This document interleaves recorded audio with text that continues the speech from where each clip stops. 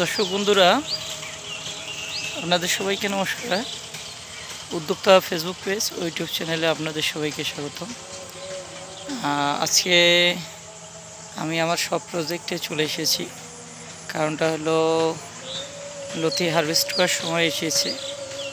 এই কারণে আমি আমার প্রজেক্টগুলো ঘুরতেছি যে কী অবস্থায় লতিগুলো আছে, এগুলো হারভেস্ট করা যাবে কি না।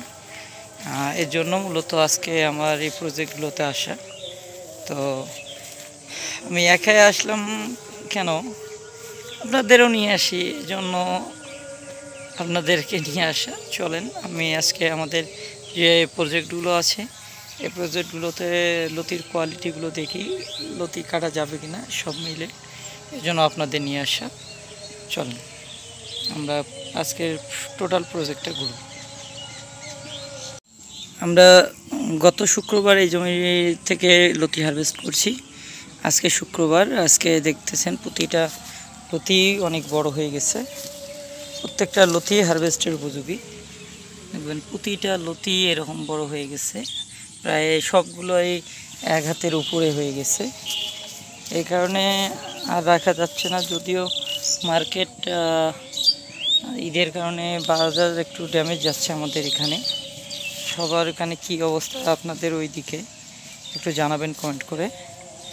তো আমার যা লতি আছে লতিগুলো তোলা যায় এবং কালকে হারভেস্ট করতে হবে, নইলে এই লতিগুলো মার্কেট ভ্যালু নষ্ট হয়ে যাবে।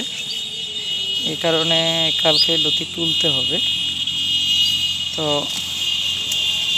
এটা জমি ওকে আছে, লতি তোলার 100% উপযোগী। তার মানে এটা নিশ্চিন্তে কালকে হারভেস্ট করা যাবে। এখন আমরা চাচ্ছি পরবর্তী জমিটাতে গিয়ে দেখতে যে কী অবস্থায় আছে। আসলে এই জমি অনেকে চারা চেয়েছিলেন, আজকে এর আগে দেখছিলেন আমরা প্রচণ্ড চারা ছিল, এখন ওইরকম চারা নাই। আবার দেখা যাচ্ছে কিছুদিন পরে চারা দেওয়া যাবে, এখন আর দেওয়া পসিবল হবে না। এ কারণে এই জমির চারা ম্যাক্সিমাম চারাগুলোই তুলে নেওয়া হয়ে গেছে আমার। নিয়ে আলু জমি নিজে গাড়লাম, অনেককে কাছে বিক্রি করে দিছি। এখন কয়েকদিন পরে চারা দিতে পারবো। যারা যারা নক করতেছেন তারা একটু ধৈর্য ধরে আর 8-10-12 দিন পরে চারা নিতে পারবেন।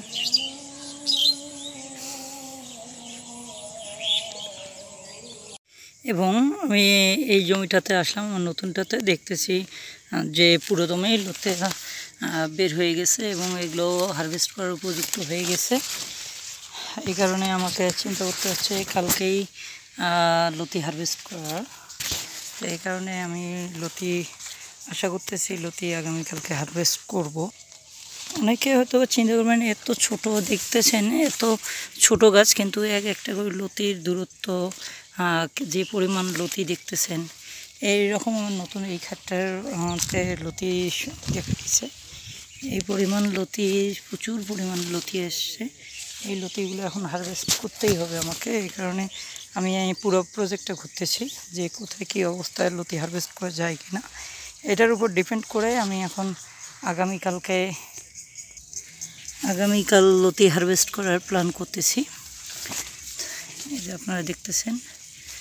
এছাড়াও যেহেতু কি আছে, কালকে লতি হারভেস্ট করব, এই কারণে আমার আজকে কিছু চারার অর্ডার আছে। এই চারাগুলো এখন উত্তোলন করে এগুলো আজকে পাঠিয়ে দেবো। দেখতেছেন আপনারা চারা রেডি হয়ে যাচ্ছে এবং দেখতেছেন চারা কত বড় বড় চারা, এখানে বয়স হয়ে গেছে। না, এগুলো কুরিয়ারে যাবে। হ্যাঁ, আজকে এটা হ্যাঁ ক্যাশ করে দিছে তারা। এটা আমি জাস্ট মালটা কাটতেছি, সবাই মাল কাটা হলে প্যাকেট হলে এটা চাঁদপুরের কুরিয়ারে চলে যাবে, আজকেই চলে যাবে। আজকে হ্যাঁ কুড়িগ্রামে গিয়ে লাগাই দেবো। আজকে এক পার্টি আছে, তোমার ভাইয়ের অর্ডার আছে, ওনার আছে তোমার লতিরাজের আছে হলো 2600, আর কাঠকচু আছে হলো 400। 3000 চারা।